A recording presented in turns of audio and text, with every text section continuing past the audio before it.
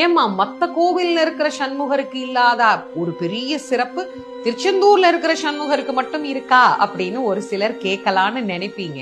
எப்பயுமே நான் ஒரு தலத்தை பத்தி சொல்லும் போது, அதிலும் குறிப்பா முருகனை பத்தி பேசும்போது அருணகிரிநாதரை பத்தி பேசாம இருக்கவே முடியாது, இருக்கவும் மாட்டேன். அது எல்லாருக்கும் நல்லா தெரியும்.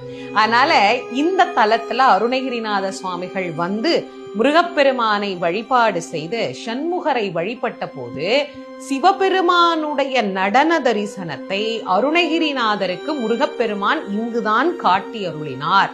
சண்முகர் அந்த நடராஜ கோலத்தை இன்னைக்கும் சிகப்பு சாத்துற போது முன்பக்கம் பாத்தீங்கன்னா சண்முகராக இருப்பார், பின்பக்கம் பாத்தீங்கன்னா நடராஜராக இருப்பார்.